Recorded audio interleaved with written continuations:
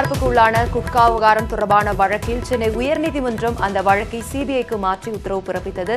தற்போது திமுக சட்டமன்ற உறுப்பினர் அன்பழகன் சார்பில் உச்சநீதிமன்றத்தில் இந்த வழக்கு தொடர்பாக கேவியட் மனு தாக்கல் செய்யப்பட்டிருக்கிறது. குட்கா விவகாரத்தில் திமுக சார்பில் கேவியட் மனு தாக்கல் செய்யப்பட்டிருக்கிறது.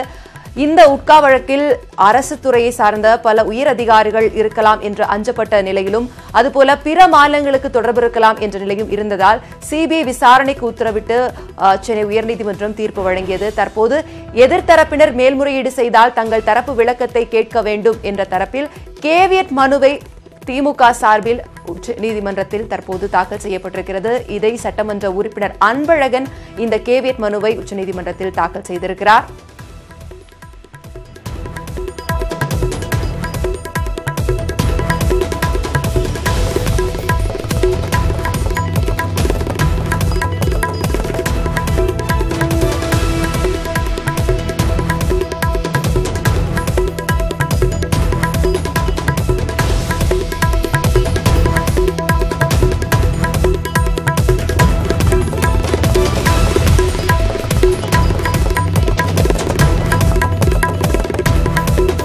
குட்கா வழக்கை சிபிஐ விசாரணைக்கு உத்தரவிட்டு சென்னை உயர்நீதிமன்றம் கடந்த சில நாட்களுக்கு முன்பு தீர்ப்பு வழங்கியது. மிகவும் எதிர்பார்த்து காத்திருந்த ஒரு வழக்கில் ஒரு முக்கிய திருப்பமாக இந்த தீர்ப்பு அமைந்தது. இந்த நிலையில் தற்போது திமுக தரப்பிலிருந்து கேவியட் மனு தாக்கல் செய்யப்பட்டிருக்கிறது. இது தொடர்பான விரிவான விவரங்களை நமது செய்தியாளர் ஸ்டீஃபனிடம் கேட்கலாம். ஸ்டீஃபன், தற்போது திமுக தரப்பிலிருந்து இந்த கேவியட் மனு தாக்கல் செய்யப்பட்டிருக்கிறது. இந்த மனுவின் சிறப்பம்சங்கள் என விரிவாக பதிவு செய்யலாம்.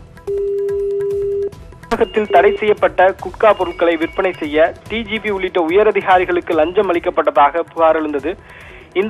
இது தொடர்பாக சென்னை உயர்நீதிமன்றத்தில் திமுக சார்பில் எம்எல்ஏ அன்பழகன் சார்பில் வழக்கானது தொடரப்பட்டது. வழக்கை விசாரித்த சென்னை உயர்நீதிமன்றமானது லஞ்ச ஒழிப்புத்துறை விசாரணை தேவையில்லை, சிபிஐ விசாரிக்கட்டும் என்று சிபிஐ விசாரணைக்கு இந்த வழக்கினை பரிந்துரைத்து உத்தரவிட்டிருந்தனர்.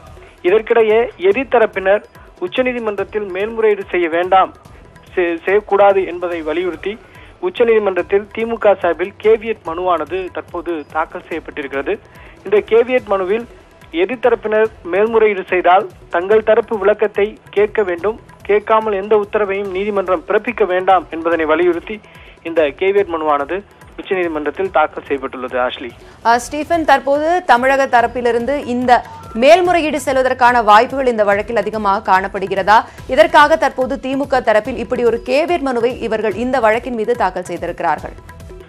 நிச்சயமாக உச்சநீதிமன்றத்தில் மேல்முறையீடு செய்யப்போவதாக ஏற்கனவே அதிகாரிகள் தெரிவித்திருந்தனர். குறிப்பாக அமைச்சர் விஜயபாஸ்கர் சார்பில் அதற்கான முயற்சிகள் தொடர்ந்து நடைபெற்று வருவதாகவும் தகவல்கள் வெளியாகி இருக்கிறது. உணவு பாதுகாப்புத்துறை அதிகாரிகள் ஆகியோர் லஞ்சம் பெற்றதாக இந்த வழக்கில் கூறப்பட்டுள்ளது. இந்த விவகாரத்தில் தமிழக சுகாதார அமைச்சர் விஜயபாஸ்கர் நேரடியாக தொடர்பு வைத்திருப்பதாகவே குற்றச்சாட்டுகள், அதற்கான ஆதாரங்கள் இருப்பதனால் அவர்கள் மேல்முறையீடு செய்வதற்கான வாய்ப்புகள் அதிகப்படியாகவே இருக்கிறது. மேல்முறையீடு செய்தால் தங்கள் தரப்பு விளக்கத்தை கேட்காமல் உச்சநீதிமன்றம் எந்த ஒரு உத்தரவையும் பிறப்பிக்க வேண்டாம் என்ற வகையில் தான் இந்த கேவியட் மனுவானது தற்போது திமுக சார்பில் அதனுடைய எம்எல்ஏ அன்பழகன் சார்பில் இந்த மனுவானது உச்சநீதிமன்றத்தில் தாக்கல் செய்யப்பட்டுள்ளது.